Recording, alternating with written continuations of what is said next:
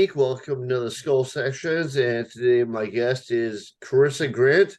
I'm correct with that? Yes, yes. Okay. So, what do you got going on, Carissa? So I have a supernatural horror adventure comic book.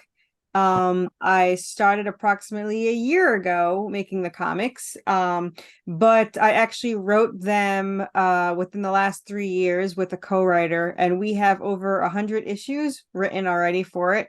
Um, it was just for fun. It wasn't meant to be released or anything, but we got so excited about it. I had to release it. Um, so this series, Worthy Chaos, is 45 of those issues that completes series one. And we started last Halloween, and we just released issue 7 last month, and now we have the hardcover live on Kickstarter, which Awesome. yeah, contains issues or chapters 1 through 7. So it's 222 pages. So, who writes it? Who illustrates it? Who edits it? Like, are they all different jobs? So I'm the main writer that starts off writing, and I write for the main character Serafina, who is an angel descendant, supernatural hunter, and my co-writer writes for the male Draven, who's a demon descendant. So that when you're reading it, the two main characters are written by two completely different people. So they have that unique personality. The artist is Jonas DeCosta. This was his first paid job 7 issues ago. But now he's a veteran, really. um and we release about every other month. So my last campaign ended like a week ago, and we're launching the hardcover.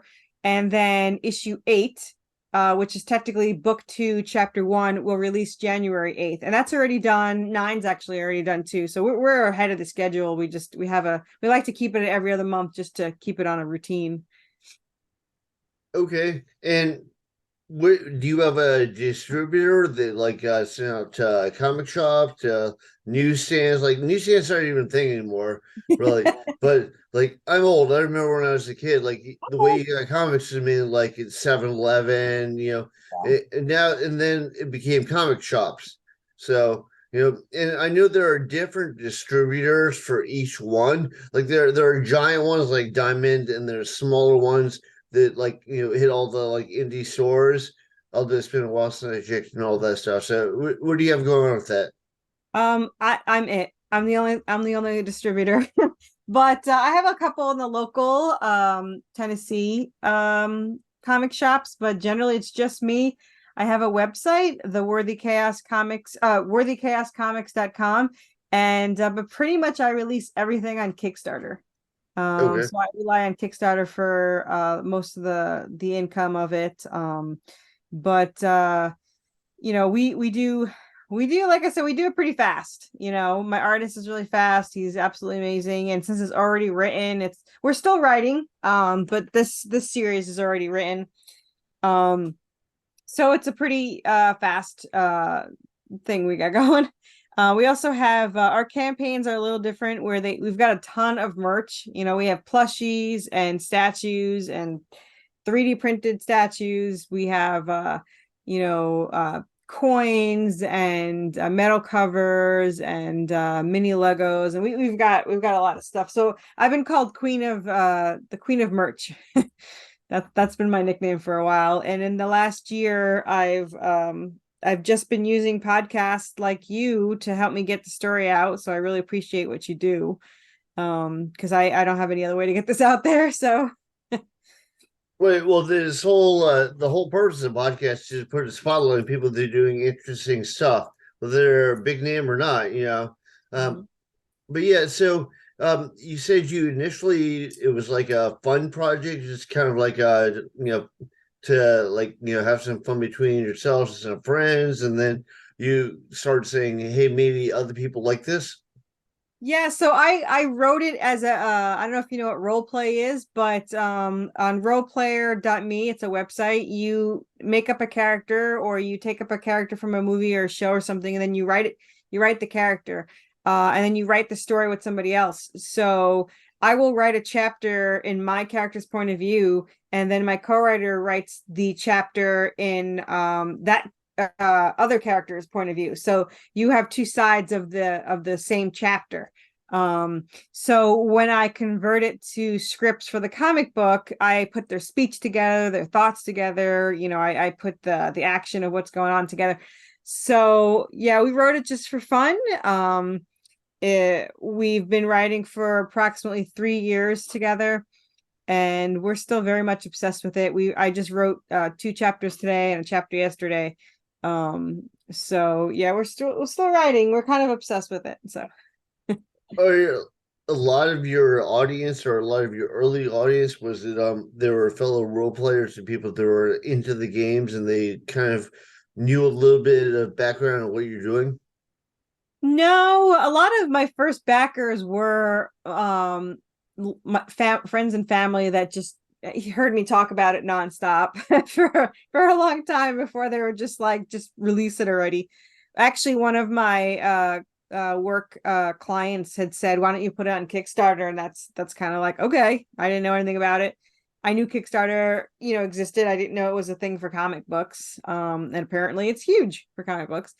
So this would be, I've released, I think we've had 6 campaigns. This one for the hardcover is currently live and will be live till the night of November 30th. Or the morning of the 1st, I believe, like 9 a.m. on the 1st of December. And it'll have the Kickstarter for it's got the hardcover. It has issue 1. If people just want to do issue 1, you can do issue 1.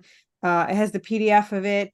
For the first time, we are shipping worldwide. We didn't do it for single issues because it really wasn't worth, spending $20 to ship, a $10 issue. But the price for the hardcover, I lowered it for a lot of people. It's only $39 instead of the usual $55 for indie hardcovers. The reason why I did that is I had to buy a ton of them, and I wasn't going to buy soft cover, so I made it a medium price between soft cover and hardcover, and then hopefully more people can get it that way. So Well, I've noticed, like, I have books out, and I've noticed the hardcovers actually sell better. yeah. But I also do a lot of illustrations. Like, I originally wanted to be a comic artist. I interviewed with like DC Comics, so like that. So I have a lot of illustrations. So I think people, especially when there are illustrations involved, they want a hardcover thing. Yeah. I had posted a poll that said, if it was the roughly the same price, would you want soft cover and hardcover? Nobody wanted soft cover over hardcover. Our cover is also drawn and inked by Ken Hunt, who actually worked at DC for over 10 years. And he worked on Superman, Batman, Harley Quinn, all that stuff. And it's colored by, if anyone knows, Lady Death Universe. She is the current colorist for the internal art for Lady Death Universe with Coffin Comics. And she's absolutely phenomenal. So the cover and the back cover are by them, and it looks phenomenal. It's a gorgeous 222 pages of glossy heavyweight pages.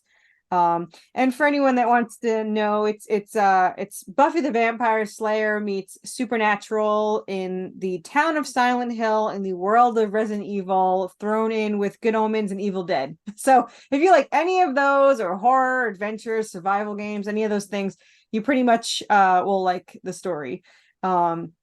It follows Seraphina, which is the angel descendant, and Draven, the demon descendant, as they try to survive through all these horrors that their fathers throw at them, including hellhounds and zombies, ghosts, zombie merman, Anubis, vampires, pretty much anything you could think of is thrown at them, all because the two fathers are at war between heaven and hell, and Seraphina was created by an angelic weapon that has the power of souls.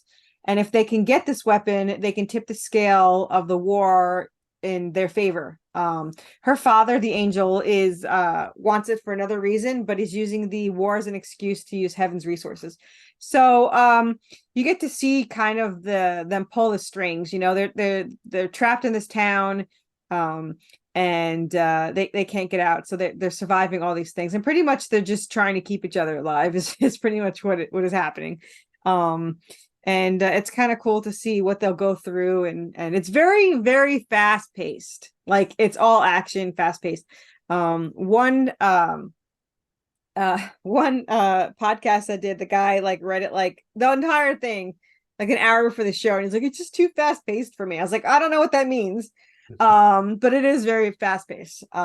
So if you don't like action or cursing, you're not gonna like the series. But if you like zombies or any kind of adventure, horror, or anything like that, then it's like its own genre. It's kind of hard to claim what it is, because it's horror with some gore and stuff. We have an Easter egg from horror games and movies in every issue.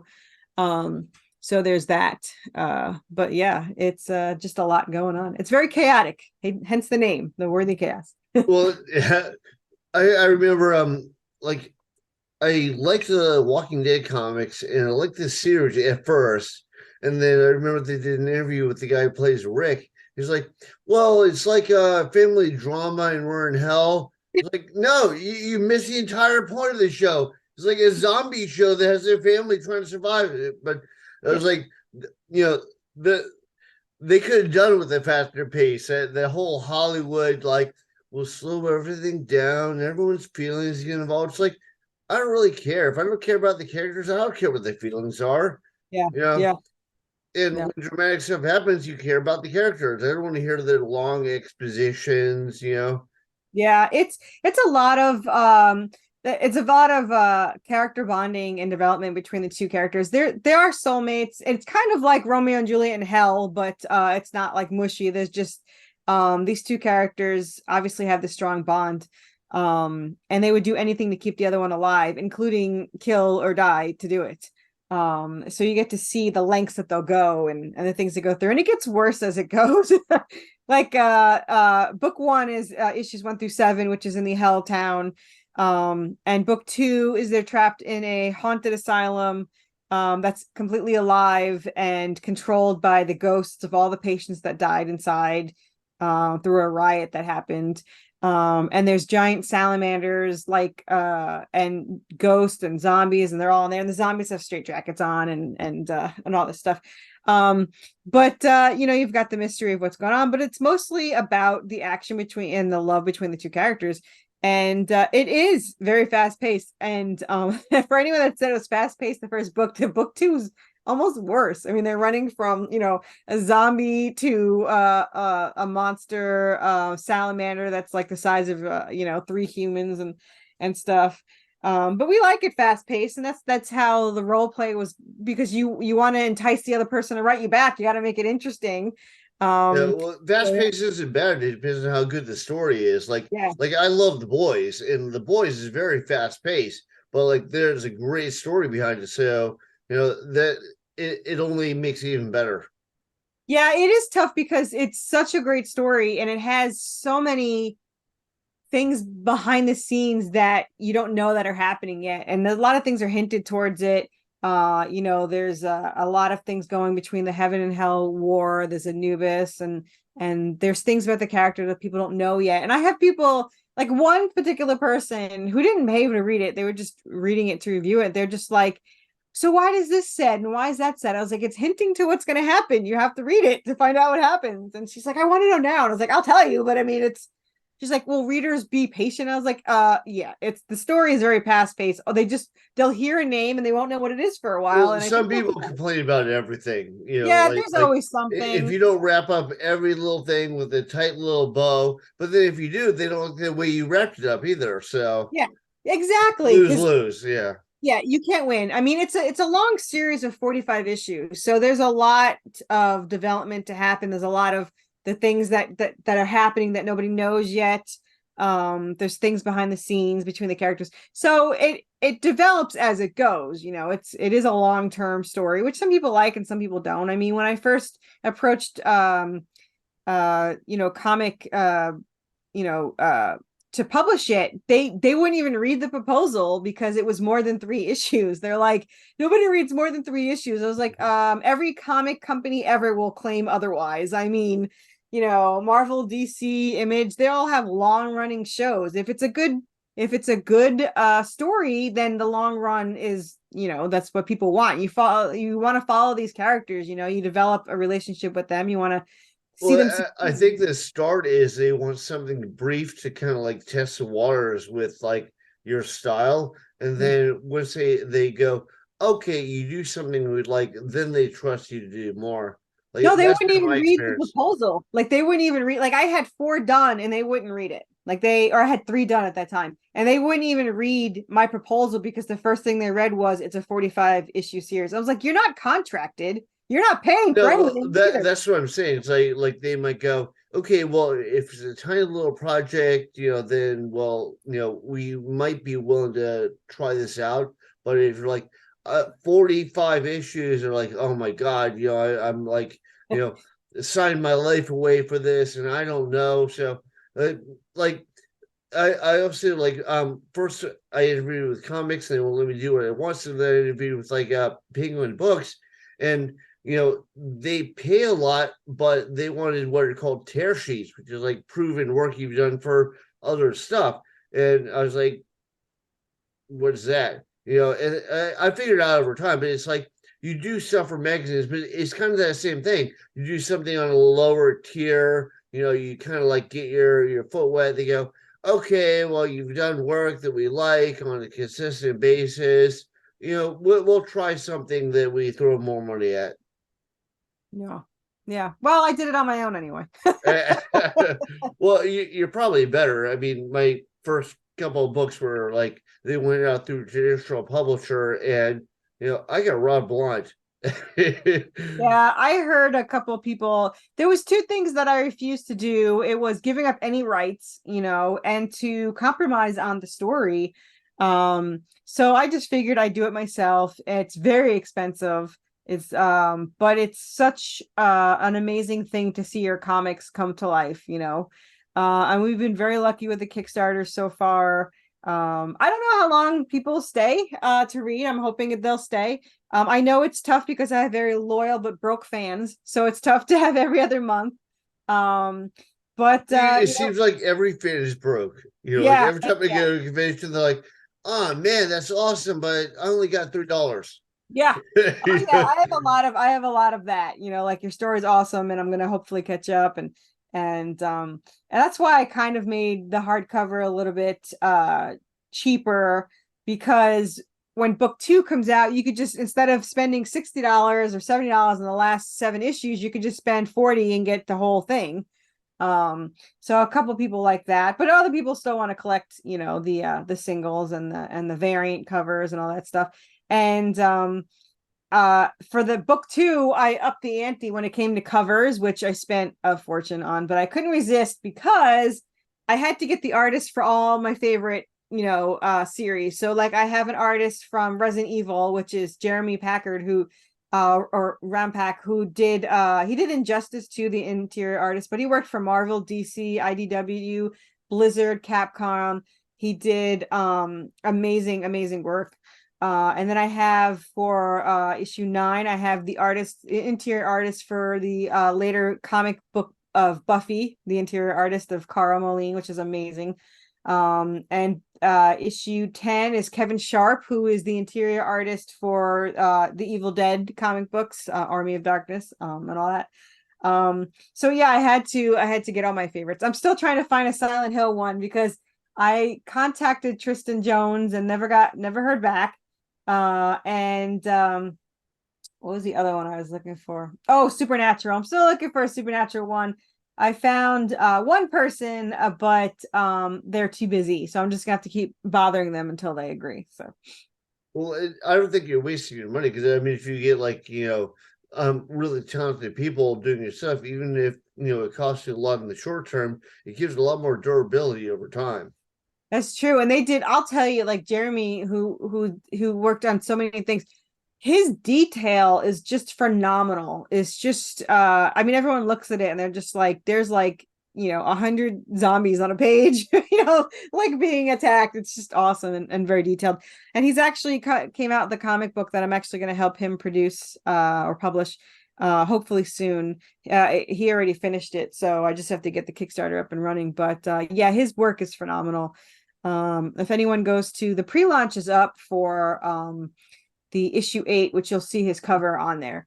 And it was colored by Dave Kemp, who worked on Spawn and a lot of other things.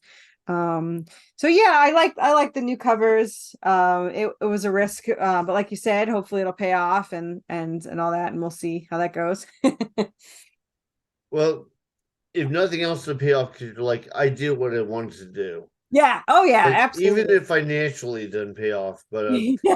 so how did you get the interior illustrator involved? Was he like was he a friend of yours? Was he familiar with you at all? So the funny thing about my artist was I looked for months for I had an original artist who did my issue 1, and they kind of screwed me over and stole $3,000 from me. Yeah, and then I didn't like the art anymore, so I actually I tried to fix it. Like they stole $3,000, and I tried to fix it for $2,000 by hiring other people to redo what he did.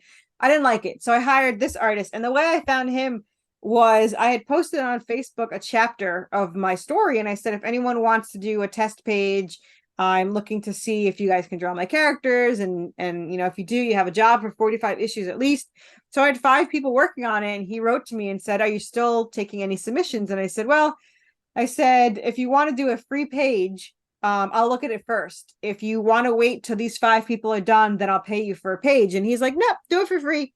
In 24 hours, he had it pencil inked, colored, and lettered, 5-panel page. And I was like, you're hired. It was gorgeous. Uh, He did the characters exactly how they were in my head.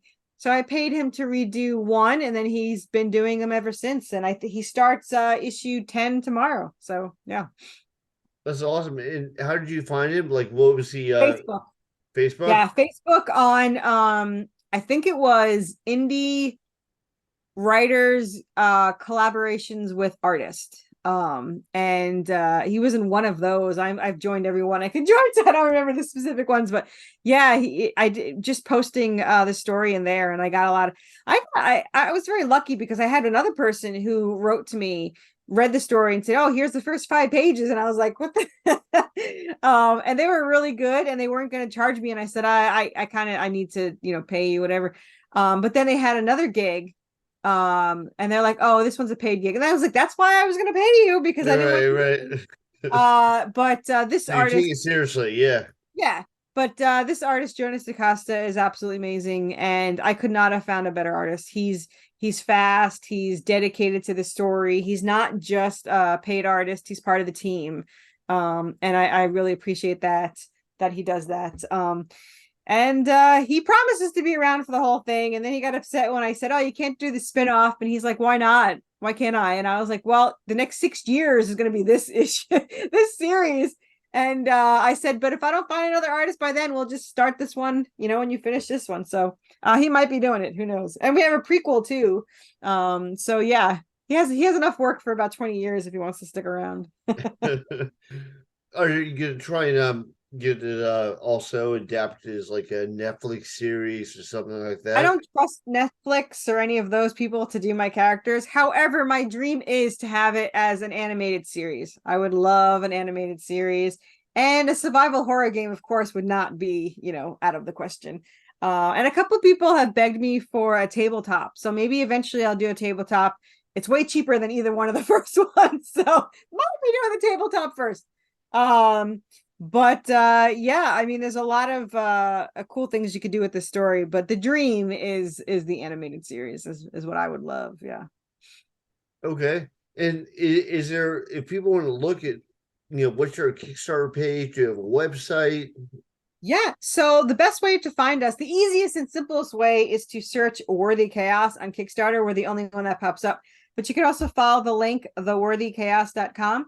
And that goes to the current Kickstarter, which would be the hardcover now. And then for issue 8, which is January 8th, it will also have the Kickstarter. It will also have the hardcover available. However, it won't have all the special things that it comes with. Like for this Kickstarter, if you're the first 20 backers, then you get a pinup of the main character in her Santa outfit as a pinup on top of the Impala from Supernatural, if you guys know Impala. But you also get a gold-plated Anubis coin with every purchase of the hardcover, so it's kind of cool too. And we have a lot of tiers that are one of a kind for this. So like we have a t-shirt, long sleeve shirt, we have a wood grain print, which I'll show you is here. And it's laser etched. We have metal trading cards, 3D statues and all that stuff. So yeah, this a lot of plushies. So there might be things that you can only get during this campaign. But the hardcover, it will also be in issue 8. So if you're watching this later, you could still get it January when we launch then too. So Okay. And what was the best source to get this on is your website, Kickstarter, Amazon? Yeah, Kickstarter is the best. The hardcover might be on Amazon eventually, but right now we're just on Kickstarter, and it will eventually be on my website, which is worthychaos.com. But Kickstarter is usually the best because it's cheaper, you get more goodies with it, and we have it every other month, so it's always there. We're either in pre-launch or live. Like we've always got something in Kickstarter. But yeah, and you could find me also on Facebook. We have a Worthy Chaos Redemption group, which everyone can come in. We support all indie creators. So if you have a podcast, if you have a comic book or anything, you can post your links in there. If you're an artist, you can post your art in there. And we support, everyone. We like to support each other. It's a very small community. Well, not that small, but it's, a good community. Also on Twitter. That's a Facebook group. Yeah, it's a Facebook group. We have about 710 members in there. It's called Worthy Chaos Redemption. You can search for it on there. And you can just go in there and post your stuff. Everyone gets nervous because it's our group, but I keep telling people, post your stuff, We also have a chat in there that people can post their items. We also like to support others when they have a Kickstarter, if they need help promoting, or if they just need help setting up. I help a lot of new people. And all that fun stuff. So yeah, we like to help others. I'm also on Twitter X, or whatever you want to call it, as at worthy_chaos. We have about 5,000 followers on there. I have about 5,000 followers on my personal page, Corissa Grant. You can add me on there too. I'm one of those, strange people that would have been kidnapped as a kid because I talk to anybody. So you can just talk to me on there and message me and all that stuff. But yeah, we're very, very tight community, and I'm super excited to be a part of it because they all helped me, when I first came on. A year ago, I had no idea what the hell I was doing. I didn't know what Kickstarter was. I didn't know anything about how, I said the infamous words, let's make a comic book. How hard can it be? It's like the hardest thing I've ever done. So I'm learning as I go, but fortunately after 6 campaigns, I know a little something. So I'm super excited about that. But yeah, I want people to come on and if they want to message me and get a free issue 1, you can do that too. I have the PDF of issue 1. I can send you some too if I haven't already. I'm surprised I haven't. But I know you sent me some stuff. Yeah. Yeah. I've said as usually do. But yeah, search Worthy Chaos anywhere and we will pop up. Okay, awesome. All right. Is there any other links that people should check out? Like, are you going TikTok, like doing dances and you holding up that comic? Not. I am on TikTok and Instagram. I don't use either one of them. I think I have like 1,100 followers, and I'm never on there. But if anyone wants to contact me on there, they can. I might be going live on there to show when the hardcover arrives. It's ordered, and it's shipped, and it should be here in a week or 2. So I might go live and show people that. I do have a video on my Kickstarter that shows what the book looks like and everything that the printer gave me and all that stuff. And there's a really great Kickstarter video that shows you the summary of 1 through 7 and all that, which you can play if you want at the end of this or whatever. That's up to you. But it's 3 minutes long, so there's a lot there. Okay, awesome. Yeah, no, everybody should check it out. And the whole audience thing is what brought all indie comics to the forefront in the first place. Like now it's kind of like just a known thing, but it used to only be DC and Marvel, and everybody else was Marvel's like up here, and like indie's like way down here. But now it's kind of leveled out, like Dark Horse started coming in, and then and I remember a lot of those early people like Caliber and Kitchen Sink and stuff like that. And they're still considered like way down here, but now people don't care. Now you have like Garth Ennis, he's done stuff for DC, he's done stuff for Marvel, and they'll do it on Dynamite, or he'll do it like basically the way you did, like crowdfunded. Yeah, like everyone says, I don't read anything mainstream anymore, and I highly suggest that people check out all the indie creators, because let me tell you something, the indie creators have stake in it. They have passion and everything, and they love what they do. Whereas I'm not against mainstream, of course. I used to love Ghost Rider and all that. That was my favorite back in the 90s. But they don't have as much heart as you'll find in an indie creator, if Well, probably back in the 90s felt a little bit more rebellious too. Yeah. It was a little bit different back then. Yeah. But I haven't read Now anything. you're like, oh, I'm gonna be part of the MCU, and and somebody at Disney is gonna make a ton of money off my concept. Yeah. I mean, this, for me, it's not really about the money. I don't even care. I haven't made any profit yet because I put it all back into like merch and stuff. Pretty much I just want to be able to pay my artist, and then I'm happy. If I can pay my artist, you wouldn't turn it down. No, I would not turn it down. No, absolutely not. However, if I did make more money, it would probably pay the artist more because he is severely underpaid. But he does amazing work, and fortunately for me, he's loyal, and hopefully he remains loyal so that he could stay around. Because he's phenomenal, and you could see the improvement in his work from issue 1 to issue 9. It's just so much. I mean, it was started out great, and it's just gotten better. And even the comic book store, they said this is really great for mainstream. He could really do. Don't tell him that, because then he'll leave me for mainstream. But I heard they don't pay as well anymore anyway. So no, they don't, because I remember when I interviewed with DC Comics, and they paid about $150 a page, and I do like crazy detail, like John Tolman, Bernie Wrightson were my influences. So like I do all this crazy detail, so it'd take me forever to do a page, and $150 a page. Those are starvation wages.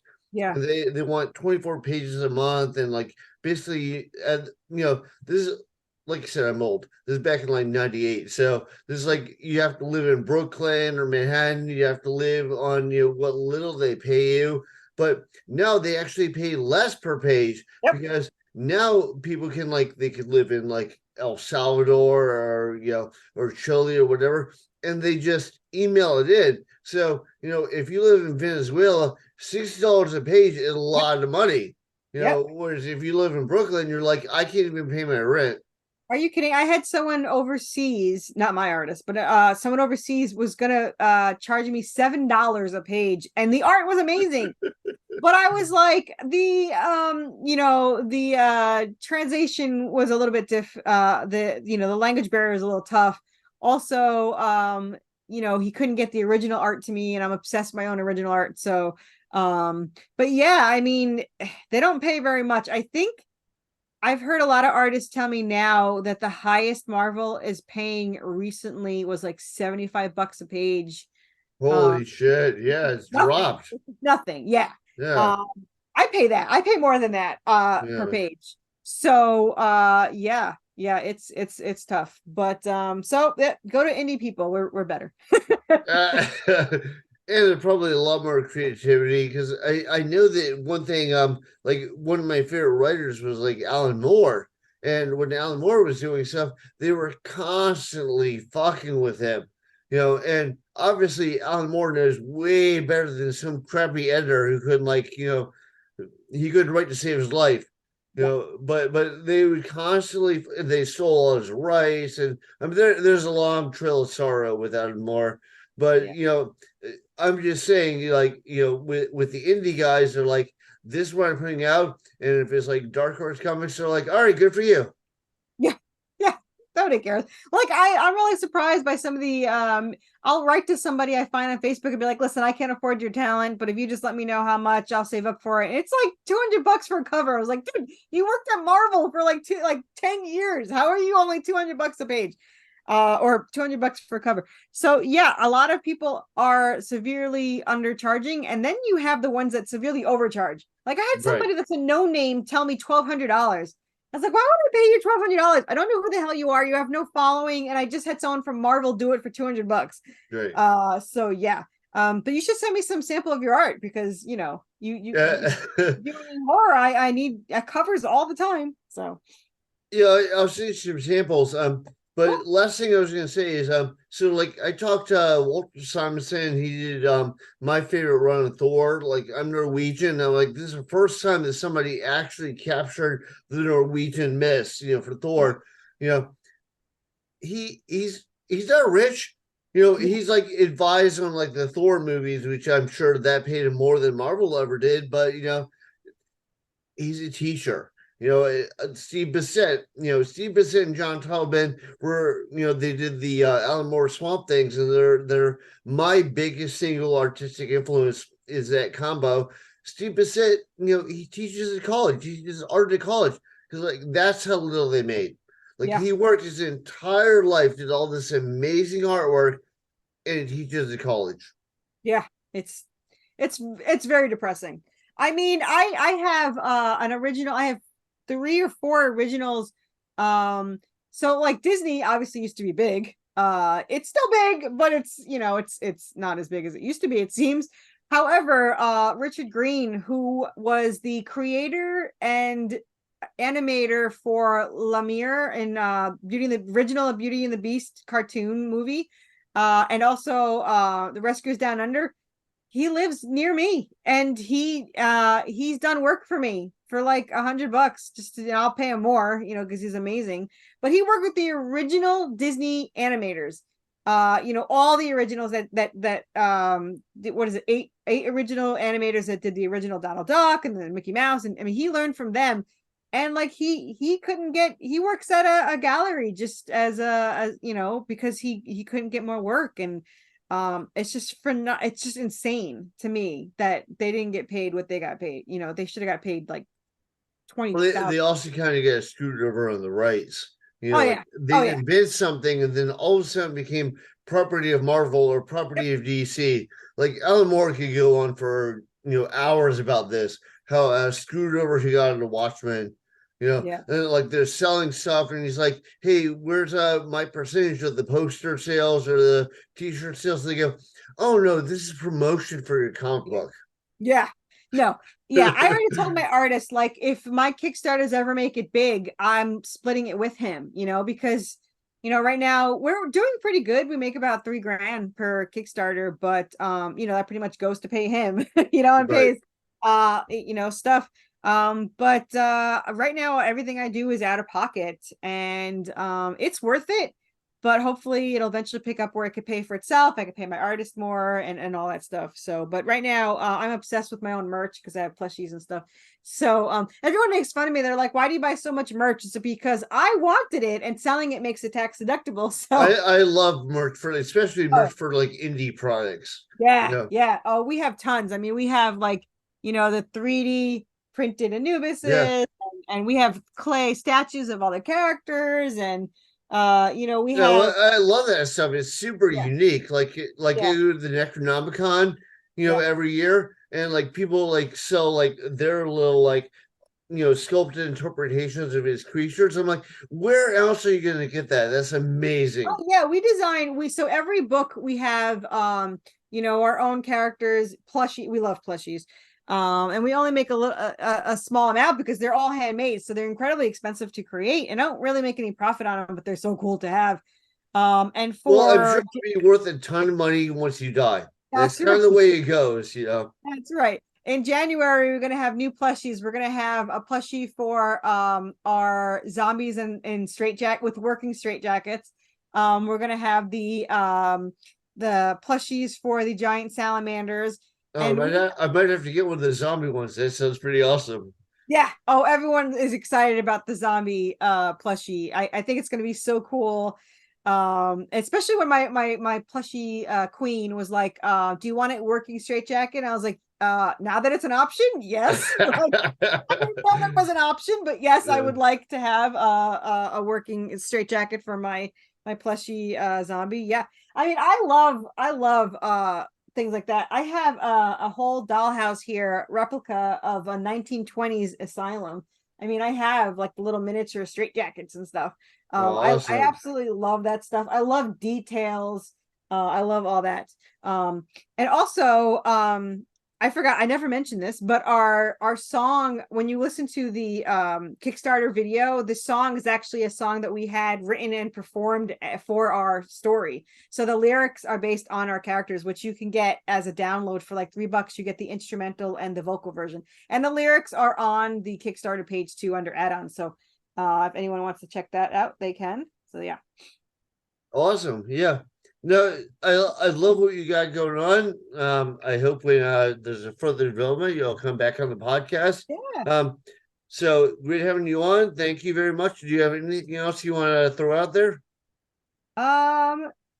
Nope. I think we're all set. If anyone wants to find me on Kickstarter and Facebook, Twitter, just I'll talk to you anybody who wants to talk, and I like giving people a chance to make covers and stuff to get your name out there. So yeah, search Worthy Chaos on Kickstarter and help support indie creators and get to read an amazing story.